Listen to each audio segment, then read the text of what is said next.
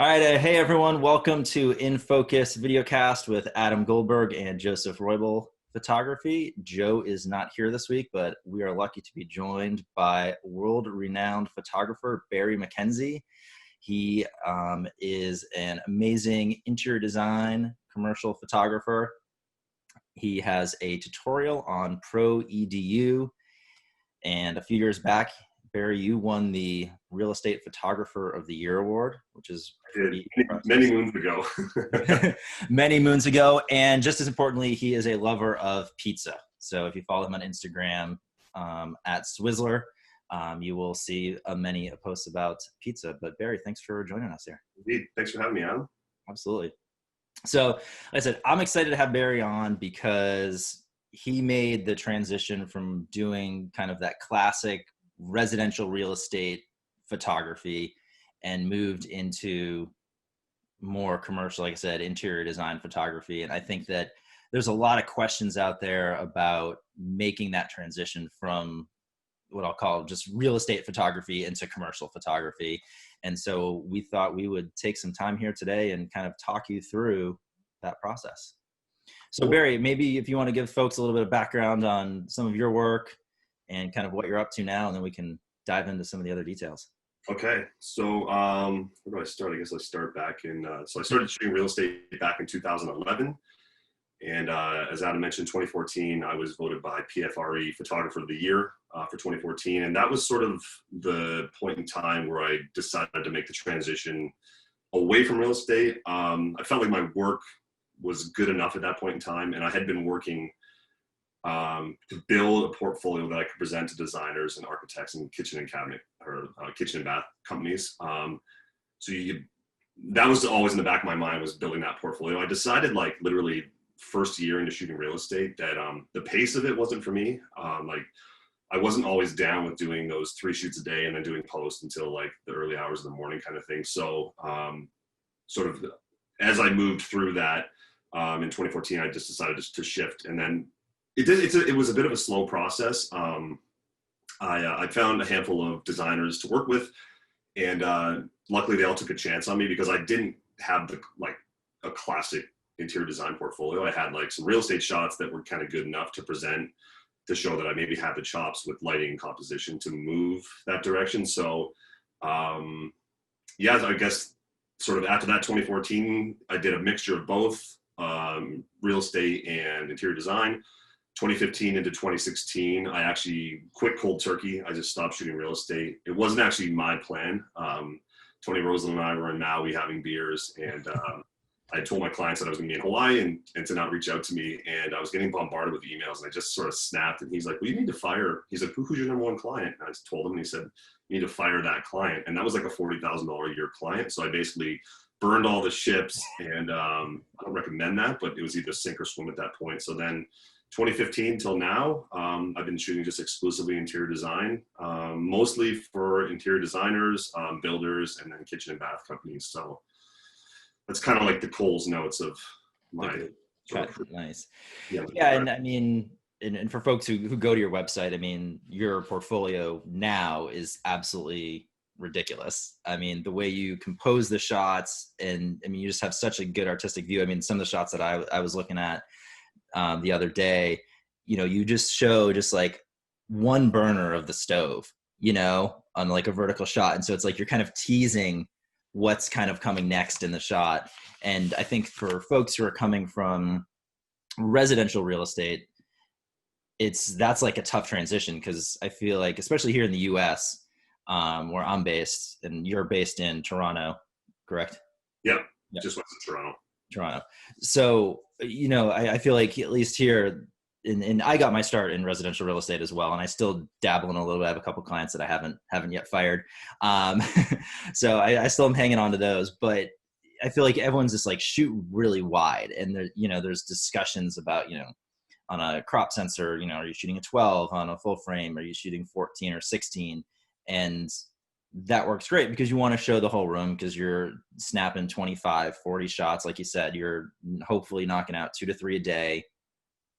And then you're just zooming into post, as and knocking it out. And so taking the time to actually make that composition it's a very big shift, I feel like, for folks. And maybe that can kind of be our first thing that we talk about here is, from a composition standpoint, making that transition from residential to that commercial interior design. That's going to be one of the big changes that you need to kind of think about.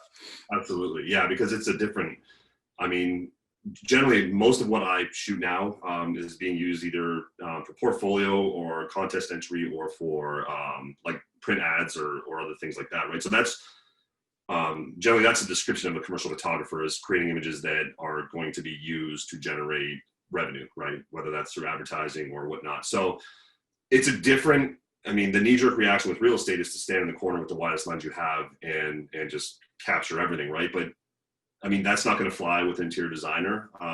Grab any shelter magazine, House and Home or Dwell or AD.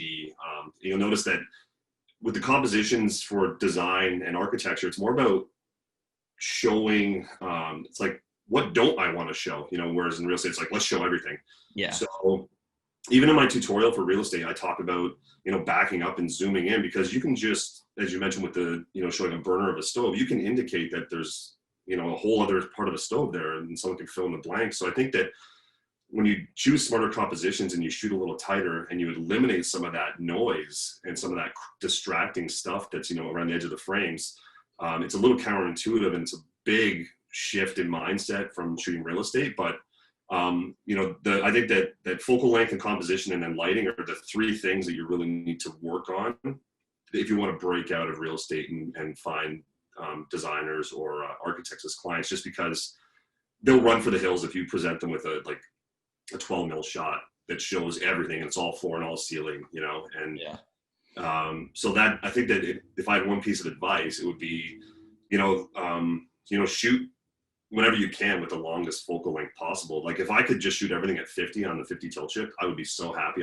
Unfortunately, that's not realistic. So most of the stuff I shoot now is either the 24 tilt shift or the 24 with the 1.4 extender. I would say that's kind of my go-to, which, if you think 35 mils for real estate, people will be like, my clients would never do that. So I think that if you want to make the transition, you need to create a set of photos for your client and then stick around and make a handful for yourself, try a different lighting setup, try a different focal length. And then, maybe if you set a goal for yourself that I want to have 35 shots that I can present, at the end of the year, I mean, that's only 3 a month, that's peanuts. So spend time to make a few different shots and try some, you have to experiment, and then look online with Instagram now. I mean, there's endless inspiration on there. You follow like the local projects, some of the stuff in Australia, like those guys down there shooting some of the most amazing architecture and design. So I find myself, even before a shoot, I'll scroll through Instagram and I'm always looking for inspiration of, I never quite thought of shooting it that way or maybe lighting it that way. So, yeah, no, I mean, and I think that's a really good point. I mean, like you said, the focal length thing is such a big thing. And I think that's probably maybe, like I said, the first hurdle to kind of get over is, you're shooting at 12 or 14 or 16 when you're shooting that MLS. And then, I mean, you kind of do more of the interior design stuff. I kind of do some more of like the office spaces and hotels and stuff. And I'd say, like you said, the 24 tilt shift is pretty much my go-to 90% of the time. Then, like you said, there's the 1.4 extender, which is on there a bunch too. And pretty much the only time I'll bust out the 17 tilt shift anymore on a shoot is either a bathroom at a hotel. Because again, it's kind of similar to that residential real estate. They do want to show the whole thing, or like a small hotel room where, again, you kind of need to have that wider focal length. But, for the folks who are watching this or listening to this on iTunes, think about if you, obviously tilt shift lenses are a pretty significant investment until you're in, I would say, until you're ready to buy it, hold off, because it's such a specific piece of gear. But, if you got that 14 to 24 Canon, the 16 to 35, or I think they also have the 1735 f4, like you said, take some time, especially if you have like some good clients that you've worked with well in the past. I mean, I'm sure some of them will let you stay in a house for an extra 20 minutes or something, half an hour, and take some more of those practice portfolio shots at 24, 35 millimeters, and, you know, maybe bust out an extra light or something too, to kind of see how you could light it differently. Yeah, absolutely. And the thing with the tilt shift too, I mean, I resisted it for a long time because, like you said, it's a big investment. So I was like, I had the 24 to 105, I had the 17 to 40. I was like, I can pretty much cover everything. And then there's this like mysterious, people think that the tilt shift lens like this mystical thing, and a lot of people don't fully understand how to use it or what problems it solves.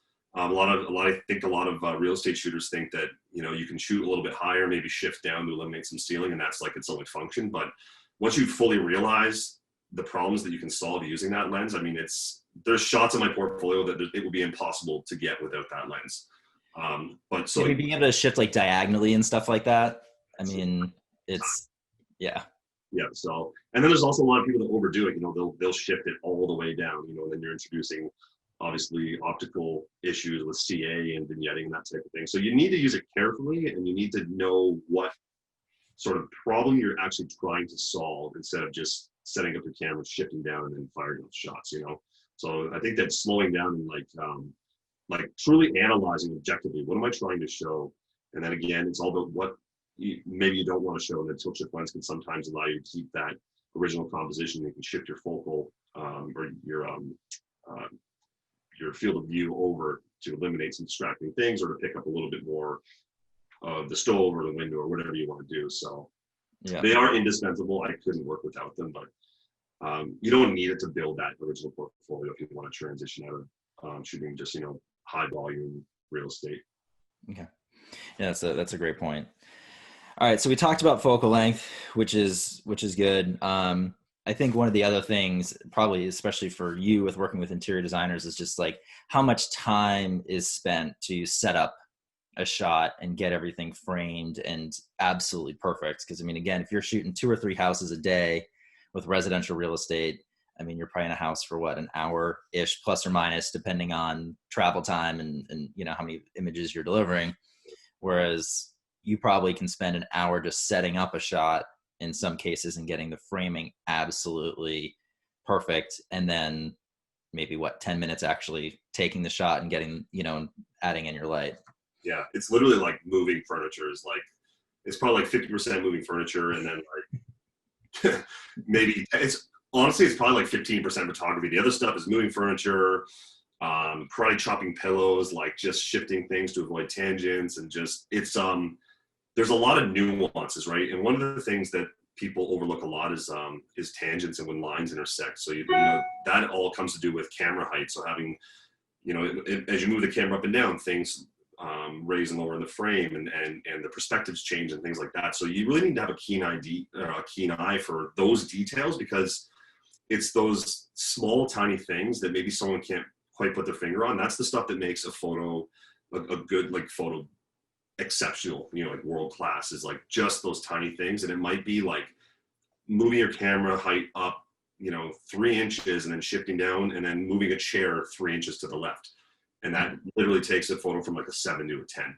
And that doesn't happen overnight. That takes a long time to be alert and to be like, you know, when I compose stuff with a designer, we choose the general composition together, and then we start to shift things around the frame. And my eye is bouncing around the frame, always looking for tangents, overlaps, intersects, and that kind of thing. So, you know, that takes years. I mean, it takes a really good trained eye. And now, because my eye is trained, I can look at any photo and I can spot barrel distortion or missed verticals or missed one point or tangents or intersects. Like it happens so quickly, you know, once your eye's trained for that. So, but definitely that takes some time, and it's, you know, even when you're learning, it might take you like 90 minutes to compose the perfect shot, but you know, it is what it is. And if you put in the time and the effort, it only gets easier and easier as you get better at it. Mm-hmm. And I think that's, you know, such a good point is, you know, and I'm assuming you do too. Actually, I know you do. You shoot tethered. And so being able to view the image on a larger screen when you're doing these types of shots makes such a difference. Like you said, being able to see on a larger screen where those lines potentially intersect.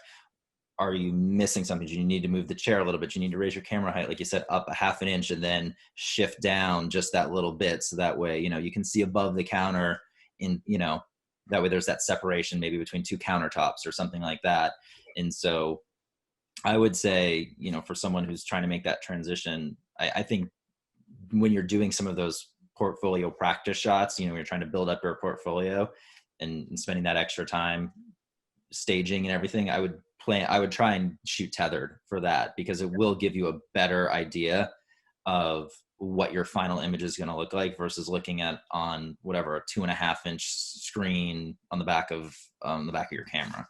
Yeah, and then of course when you're there, like the shoot that I had 2 days ago, so it was me, my assistant, there was a stylist there, and then my design client. So there was 4 of us huddled around the laptop making decisions and reviewing things, and that would be just weird if you're all just huddled around the back of the camera. Especially nowadays. Yeah. So yeah, definitely shoot tethered, and then I'm old school. Like I have Capture One on my laptop, but I just use the EOS utility that comes with Canon's camera because I really like their live view, and it allows us to like shift things. I mean, there's a bit of latency, but you can shift things in real time, and then again, you're on that big screen, so you can spot those small nuances that make the photo great. So yeah, definitely whether you're using Cam Ranger or a laptop, definitely try to shoot tethered if possible. Yeah. And you know, for those practice portfolio shots, I mean, I think even just spending 10, 15, 20 minutes if you can, you know, whether it's a kitchen shot, bathroom shot, when you're trying to get that portfolio shot, you know, spend that little bit of extra time to stage it even more than you would for that residential shot. Yeah, and it's not a staging and stuff, and so, you know, dial composition, stage it, you know, to the camera so it looks good, but also try a bunch of different lighting setups. Like what happens if you use an umbrella, or if you bounce a light, or if you shoot, you know, direct flash, maybe with a dome or something, you know. Like when I was trying to make the switch, like I would try like raking the light super hard, and then, you know, sometimes you get happy accidents. Like there was one shot in my portfolio that I had a flash sitting beside a bed, and it wasn't diffused or anything. It was just a bare bulb speed light with the little Fresnel flap down. Yep. Popped it, and it like shot this like crazy ripply hard light across the bedspread, and I was like, damn, that's ridiculous. And then that's something I use all the time now. I'll use just a kiss of hard light, and then I'll just mask that portion in, or I'll feather it in with a gradient or something. But you'll find happy accidents, or you'll find a lighting, you know, you'll unlock like a lighting setup that changes your whole style and your whole flavor, you know. So I'm very much about like really directional light, and that's also another change from real estate. I find a lot of real estate is either shot with, you know, a speed light in the hot shoe, and maybe they bounce it off the ceiling, but the overlit foreground is a dead giveaway for a real estate shot. You know, the wide shot with the overlit foreground, you know, think if you're shooting a bed, you know, a bed comes to a corner. Generally, that's the way people shoot bedrooms. You know, It's not like very often that someone will do a vignette or something like that for real estate. You're shooting usually from the corner. And when those two corners meet and the top of the bed meet and everything's overlit there, I mean, it's so flat. It should have a contrasting edge with it. You know, assuming the window's on the one side of the room, the other side of the bed should be in shadow, and then the foot of the bed should be a little bit brighter, and then the top of the bed be brighter still, right? So you get that shape and that dimension and that volume, which is usually missing from real estate unless you understand lighting and how to do it well. Yeah, and you know what, I did want to talk about kind of flash and stuff like that, and kind of how your lighting techniques have maybe changed as a part of that transition. Because like I said, I feel like real estate, especially, I think the popular thing is the flambient method. You kind of do one or two quick little flash pops, you know, maybe pointed at the ceiling, like you said. There's not as much thought that's given to not only what is like the natural direction of the light, but like what would look good with the space. Exactly.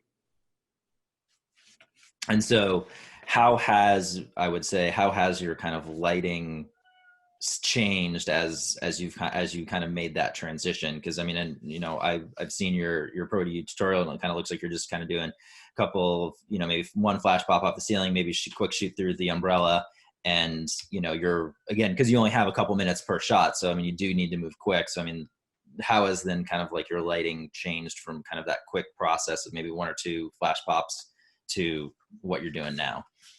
So I mean, the fundamentals are roughly the same as what I've always done. So basically, with real estate, I never captured an ambient bracket. I would find my base exposure, and I would be exposing for the brightest thing in the room I cared about, which is usually a fixture or a window. And obviously, I'm famous for letting my windows go milky white. I don't understand the whole point of pulling views unless there's something amazing out there. I mean, you see people pulling views of like a CVS parking lot, backyard filled with like dog shit and kids' toys. And I don't see the point of that because in my mind, we're storytellers, right? So yeah. That's not helping to tell a story. Shit in a parking lot is not helping to tell a story. No. I mean, if we're telling a story, let's tell the story of the interior. And yeah. then let's tell the story of the exterior with a different set of photos, you know? So I think that whole thing, I don't know where that started. I know it's been around since I started, you know, almost 10 years ago. It was always, the views were always pulled. And I think it's insane. I think that people should move away from it and have the windows at least a stop or two overexposed where you can still get an indication of what's out there, but it just blows my mind. But in terms of the lighting now, fundamentally, like I said, it's the same. I give a little bit more thought to where the ambient is falling. And I actually flag more light now than, obviously there's not time on a real estate shoot to flag light, but anytime there's light behind the camera, I'll completely block it off with polyfilm or with a blackout cloth. And then I'll just always try to have the light raking in sideways to create that depth and that texture. I mean, I shoot with monolights. I still use speed lights. I still use the light on the stick for my commercial work. But I do use monolights because I'm shooting at a lower ISO and usually generally higher f-stop. So real estate, I was shooting like f7.1 to f8 at ISO 400. And then now I'm shooting around ISO 100, but f11 to f13. So speed lights lose a lot of power when, you know, you're really stopped down when you're a lower ISO. So I use 600 watt monolights and I have just a huge para umbrella. So I try to bounce whenever possible. I'm super lazy. So I don't want it to pop up a softbox or an umbrella. So anytime I can bounce, I'm doing that. But outside of that, just literally just trying to embellish the ambient. And when the ambient's not great, I'll capture an ambient bracket. And then sometimes I'll try to embellish, sort of counterintuitive. I'll use the light to embellish the shadows to create more shadow detail with like a slicing shadow cutting through something. So I just want to make something dynamic and something interesting. And I just want to make people stop when they look at an image. I don't want people to just flip through my portfolio and just, you know, willy-nilly look at stuff. Like I want people to really stop and be like, damn. So that's like my whole thing. And it's kind of funny. I was talking to my wife about the shoot that I had this week, and I was asked to capture a few shots that I wasn't super keen on, just compositionally. I was like, yeah, I don't know. So the designer and I had a little back and forth, and I was pushing back and she was pushing back. And I have this selfishness where like, if it's not what I want, even though the client's going to be super happy, you know, she chose the composition, she's going to get exactly what she wants. So there's not going to be any blowback on me at the end if she doesn't love the shot because it was her shot. But I have this selfishness where if I can't put it in my portfolio, I don't want to spend time shooting it, lighting it, and retouching it because I'm like, oh, this is 90 minutes for a dog crap photo that I'll never personally. You can't post. You can't even post it on Instagram or anything. Yeah, no, I don't even want to tag when she posts it. Yeah. Yeah, and you know, I mean, looking at your images, I mean, I feel like you're right now like the king of the side light. You know, my light always, it's hard from the side. Sometimes it's around the back. I just want to come hard. Yeah, and I think that, and you mentioned how like if there's any light behind you now, you're just completely taking black cloth and covering it out. And I think that, you know, is a big thing for folks, again, making that transition, is light behind you just creates such a flat image. And so there's tons of different cloths out there that you can use, but you know, get something that can block some of that light that's coming from behind the camera, because it's just going to make your image flat, whereas light coming at the camera or from the side is going to give you such a more dynamic image with the great shadows and depth and texture that you're not going to get if you're getting this light pushing from right behind the camera. Yeah. So I recommend for blocking light, there's this stuff on Amazon that you use for greenhouses. It's called Polyfilm. I started using it recently. It's black on one side and white on the other side, which is super cool because it blocks 100% of light. If you're, you know, have a reflection when you're shooting the glass, you can use the black side obviously to kill the light and also kill reflections, but you can also use the flip side to bounce light off, or you can just go to a fabric store and ask for like clear out blackout cloth. And usually, you know, it'll be someone that can order drapery, and it's generally black on one side, maybe it'll be gray or purple on the other side, but as long as you have the black side, that's good stuff. It's just a little bit heavier, and gaff tape doesn't stick as well to it, but I find the polyfilm is friggin' amazing because it's lightweight, just like a heavy duty garbage bag material. Yeah. Little 2 pieces of gaff tape and that stuff stays up. Whereas the drapery stuff's a little heavier. Sometimes you use clamps or like an excessive amount of tape and then to keep it up. So those are 2 good options. But yeah, you want to always block that light. coming from behind the camera, it's like a dead giveaway for like just an amateurish photo. And like you said, it just flattens it out because the shadows are all falling on the backside of what's not facing the camera. So there's no depth or texture at all. Yeah, and not only are you losing that depth and texture too, but your colors then I think kind of fall away as well. And especially when you're shooting for interior designers and architects and all these people, a lot of times colors were chosen for a reason. And so you want to be able to accurately recreate those colors, and managing the light with flash and blocking some of that ambient light is going to give you that control that then you can blend together and post, so that way your colors are accurate and meet what the expectation of your client is. Because again, they pick that color and that fabric for a reason, so you really want it to pop. Exactly. Yeah.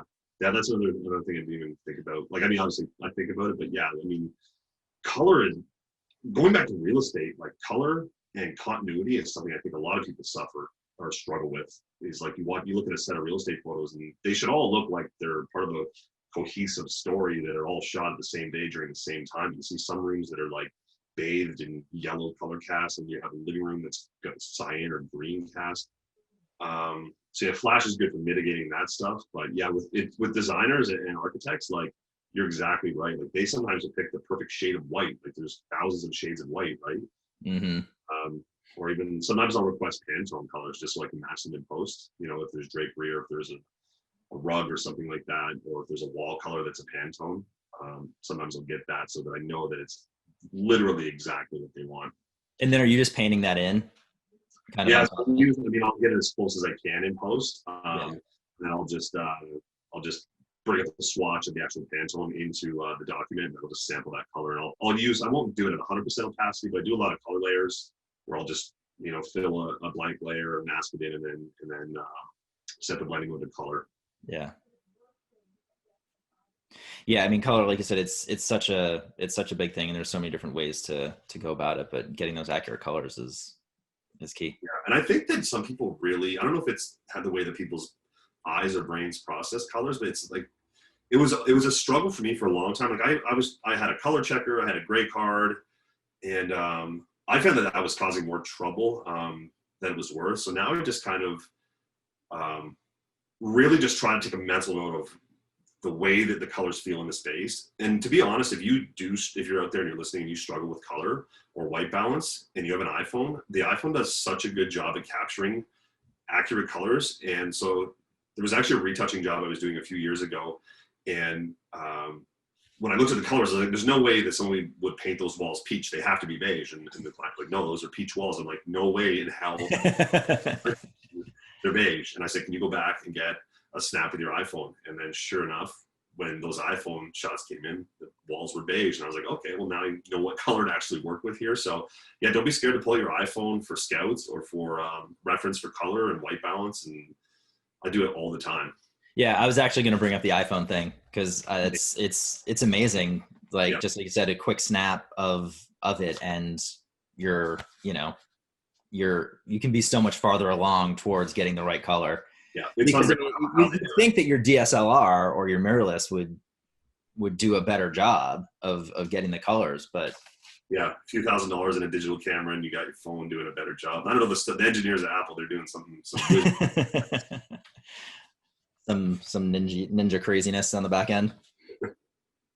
So did want to go over a couple more things. I get, so you said you kind of went the cold turkey route and fired all of your old clients, which, like you said, kind of that's up to some. don't do it. So I mean, obviously getting the portfolios is key to getting new clients, but what are some other tips maybe that you have for reaching out and getting the new clients? Because you can have the portfolio, but a lot of these clients probably already have a photographer. So, and you maybe don't have the full portfolio to totally wow them. Yeah. So there's a number of things you can do now. I think that Instagram is probably one of the greatest things that ever existed for photographers. Obviously, if you search up hashtag designers in your city or whatever you search for, like Nashville designers or Los Angeles designers, whatever. You can find all the interior designers and you can determine whether they're using a photographer or not. You can determine whether their projects that you even want to shoot or not. A lot of people look at my portfolio and they're like, all your stuff looks the same. And it's like, because that's what I like to shoot. I don't want to shoot grandma's bathroom. I don't want to shoot some like mahogany office space. Like I like shooting light, bright, modern stuff. So you're going to get hired to shoot what's in your portfolio. So find those designers on Instagram that are doing the stuff that makes you excited and that you'd be excited shooting. Mm-hmm. You can identify those clients and whether they're using someone. You can even start a relationship with them on there and DM them or get them to follow you, and then they can follow along with your stories. I think the story thing on Instagram is amazing because people kind of get a glimpse behind the scenes of who you are as a person and whether they would like to work with you or not. Another thing you can do is, in the entranceways for like Home Depot, they have like usually like local design mag. You can grab those and look up all the kitchen and bath companies in there. And sometimes there's interior designers, and that's a good place to find clients. And one thing that I did do that I'll mention that changed everything for me. So I had the portfolio, so I print up these lookbooks and I do one a year. This is actually the first one I did. So I get these printed through Blurb, and basically it's just like a printed portfolio of like my best work. And I would pick like 10 to 15 clients that I want to work with, whether I found those kitchen and bath companies in that magazine or a designer on IG or found them online.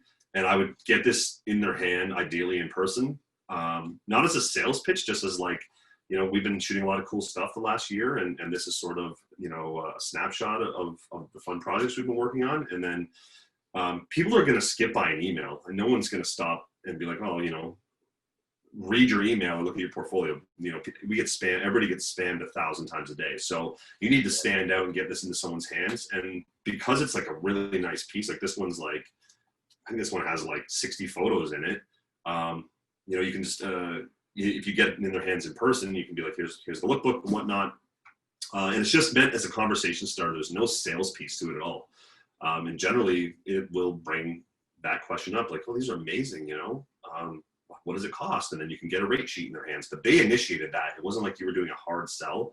Yeah. And it's not like a cold sell because you warmed it up. There's a bit of a relationship and a bit of a rapport going on, and they've got the book, and it's slowing them down. So if you can, my best advice is to find 15 or 20 clients you want to work with and print out a portfolio. I'm not talking a pamphlet. I'm not talking like a little postcard, but an actual book. You're not going to FedEx Kinko's and you're not going to FedEx. Yeah. So you're and so where is yours from again? Blurb. So they have a brilliant their own. You can use I think InDesign, but they have their own software called Bookwrite, and you can basically just plug in all these different templates. You can choose your paper quality. So these are the ones that I get actually called the magazine. Like they have photo books, but these are the magazines, and they're about like $10 a piece. Obviously, there's volume discounts, and you again trying to get it directly into somebody's hands, you can save on postage. But when I can't do that, if there's somebody out of town that I want to work with, I'll put them in like a rigid mailer and I'll send them out, and with a little note that just says, hey, this is my new lookbook, I hope you like it, kind of thing. So again, there's no scummy salesness attached to it. Yeah. I mean, you're hoping your work is going to speak for itself, and that hopefully they're so wow that they're like, then they call and ask for that rate sheet. Exactly. And who's printing out a book and sending a book? Nobody's doing that. It's very rare that somebody's going to, number one, take the time to design a book, have it printed, and either mail it out or get it into someone's hands. Like that shows that you are, you're serious about it. You're putting in the effort. And I think that people are like, wow, like this guy didn't just send an email. He printed a damn book for us. Yeah. So try it out. I mean, it works. I can tell you that my first round of those, I got 100%, success with like having a meeting with those clients. I didn't land them all, but it was 100% conversation starter. Here's my rates. This is what I can do for you, and that kind of thing. So it worked amazing. Well, and I'm sure it pays for itself pretty quickly, probably. Like you said, I mean, so I think that makes a good transition now into kind of your rate sheet and your pricing. So I know there's a lot of different pricing out there for kind of that residential real estate shoot based on markets and everything like that. But then when you're making that transition to commercial work, you're now taking into a lot of different things into consideration. There's more time that you're spending on site. You're probably spending more time on post as well. Yeah. And then you got to think about the licensing fee. So you kind of have that creative and licensing piece that you need to take into account as you're building out your rate sheet. And so it's going to be significantly more than what you were charging for, again, a residential real estate shoot. Yeah. Yeah. So obviously real estate, you survive based on volume. If you're just shooting one house a day, you'll never make it unless you're in a crazy market where you're charging $1,000 or whatever you're charging. Most people are charging 150 to $300 in that range. So you need to be doing two to three a day to survive. It's not all roses shooting commercial. The stakes are higher. It's more work. There's more pressure. There's more expectations. Some days I wish I could just go back to just run and gun real estate where it's like, you shoot your three and it's such a assembly line process that you almost don't even really need to think creatively. You just go through your process. And I know that when I was, after I'd shot real estate for several years, I'd seen everything a million times. So there was no problem solving left for me, which is one of my favorite things when you walk into a house of mirrors or a house where everything's painted red, including the ceilings, and being like, how am I ever going to get a photo here? That's, goes away after a while. And it's a whole different set of problems. I wouldn't say problems, but challenges with commercial work. So the money is definitely better. It's like way lower volume. Like I only do 4 to 6 shoots a month. But the post turns into, 4 or 5 days sometimes, depending on the project. So it's like hour for hour, dollar for dollar. At the start, you'll be surprised. You'll until you dial it in, you're going to be spending like hours on a photo to get it just right, Yeah.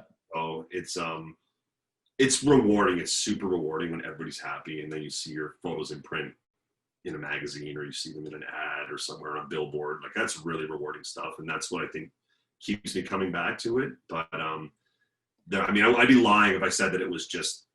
It's not. It's hard. It's a lot harder than shooting real estate. It really is, and there's a lot more thought that goes into it. That doesn't sound right, but it's just. No, it is though. You have. I think you can be more creative, and you're kind of more creating art. Yeah. So I think because of that, like you said, you can charge more, but there is more work on the back end. Yeah. Because of that. Yeah, exactly. And then you're like an average shoot for me is a full day. Like it's literally from sun up to sundown. Yeah.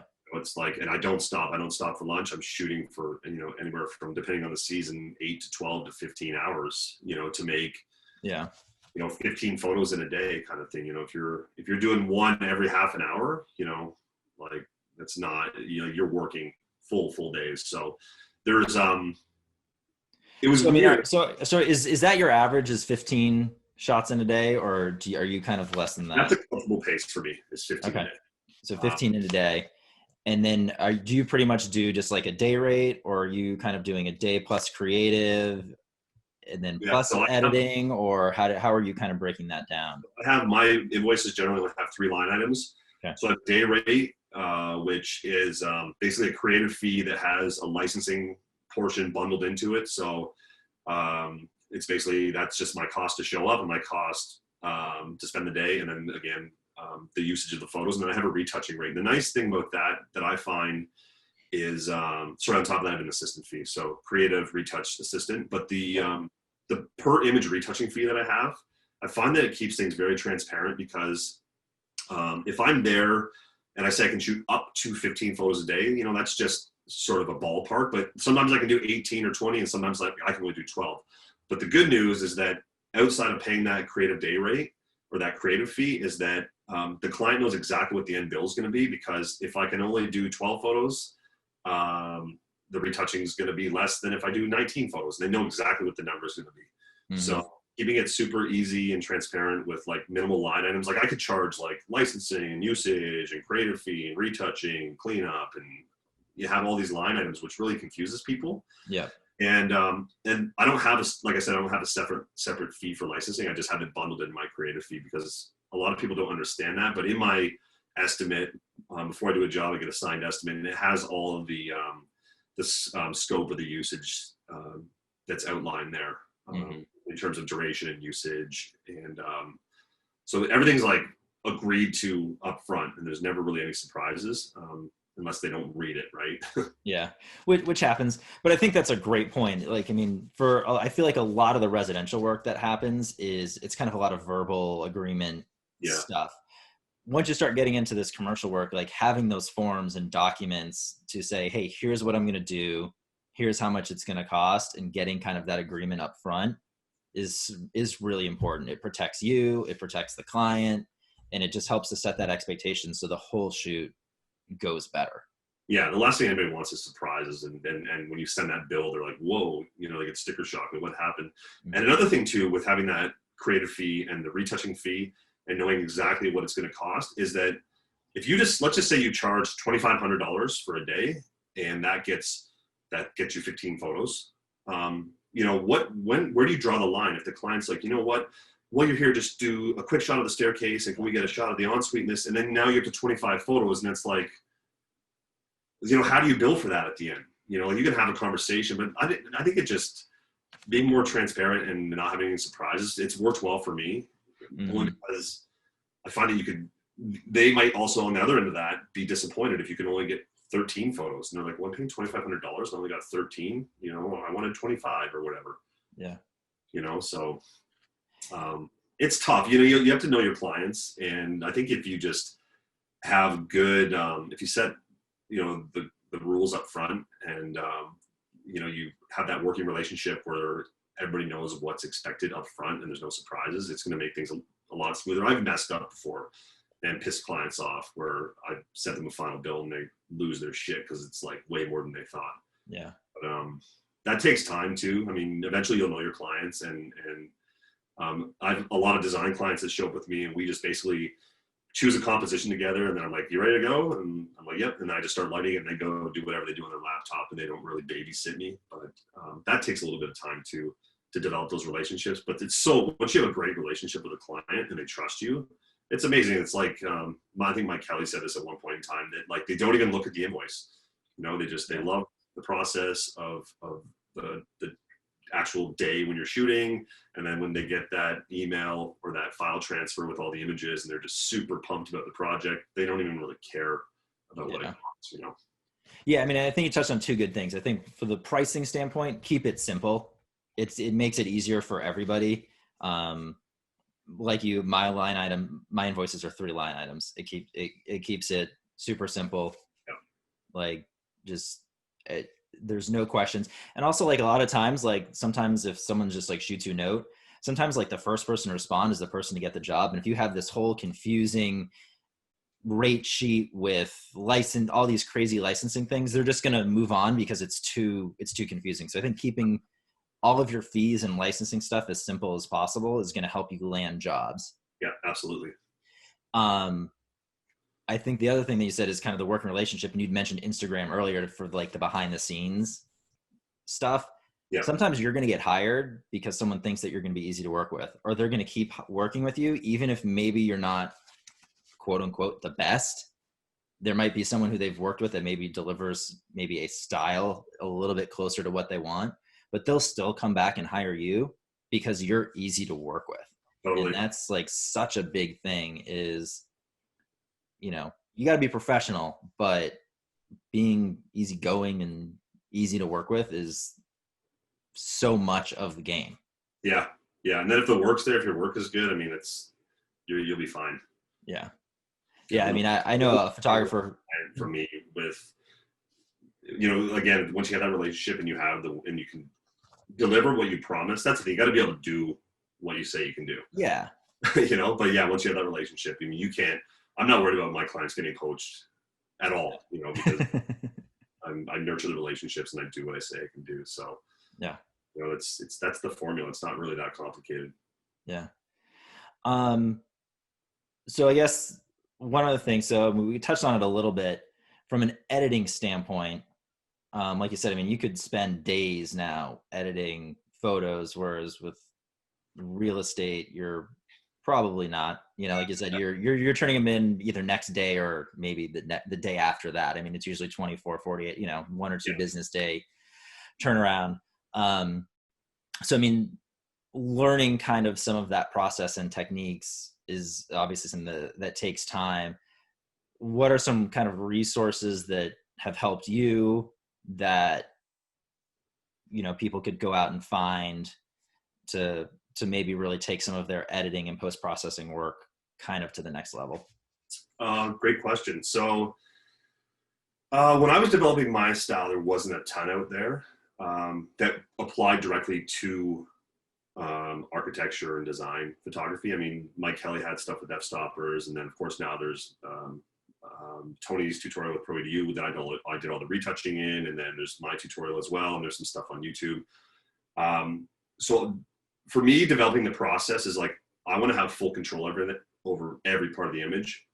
So I literally path everything out. I cut paths for an entire image.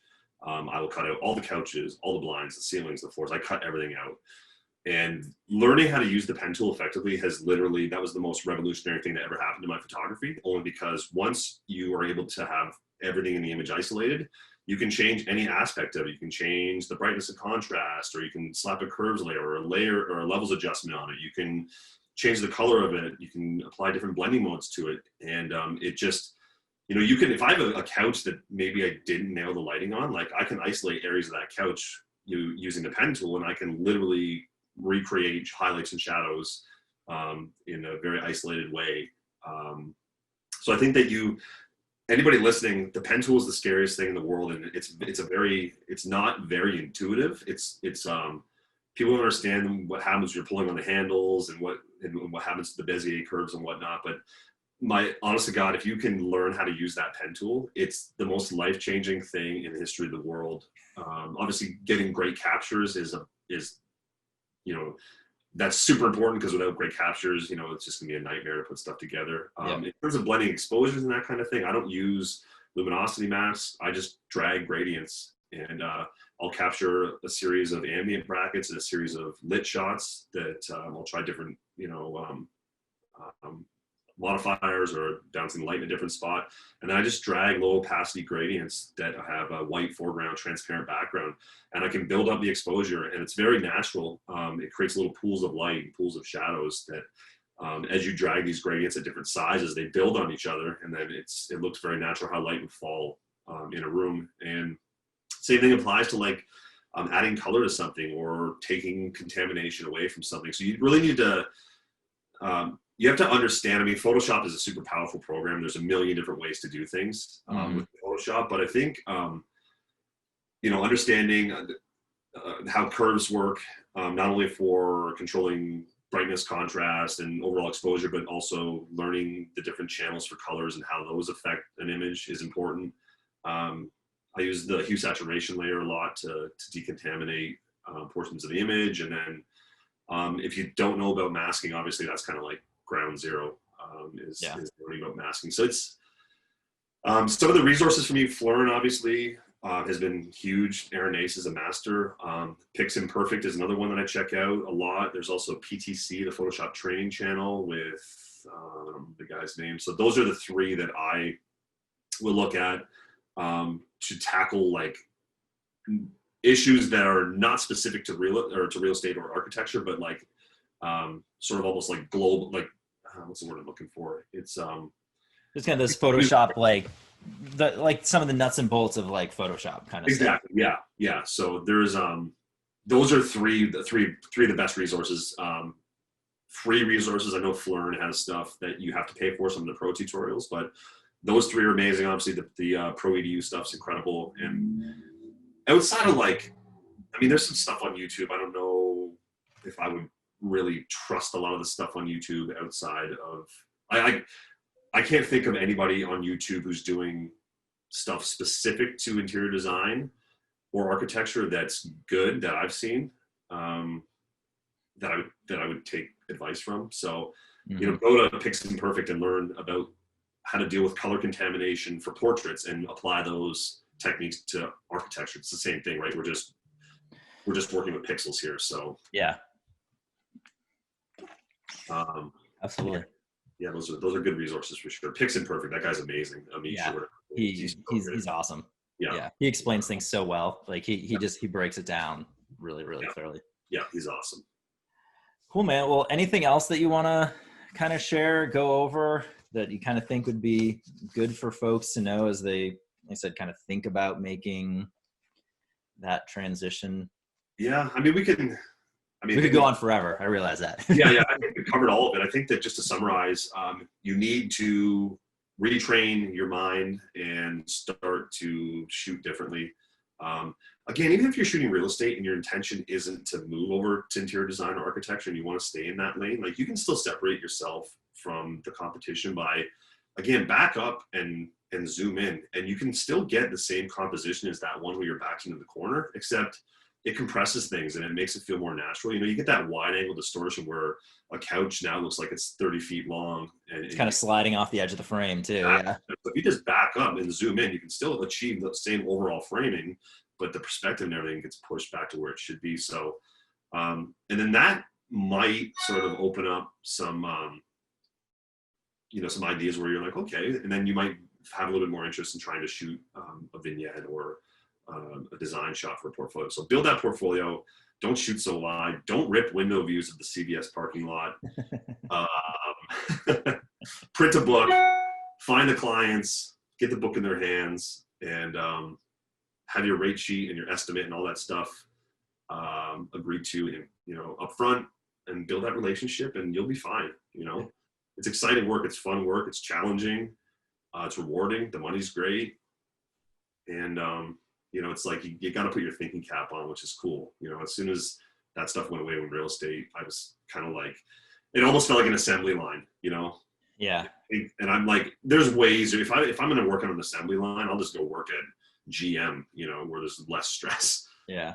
So, and that's the thing. Like I said, I mean, I think you're really going from kind of taking something and trying to sell, a house, to creating a piece of art on, when you're doing this commercial work. And so, like I said, there's a lot more thought into it. And so even though it takes more time and it might be a little bit harder work, it's more rewarding because you created this piece of art. Yeah. Yeah. And then if you do a good job, I mean, it stands the test of time. There's stuff in my portfolio that I shot like 9 years ago.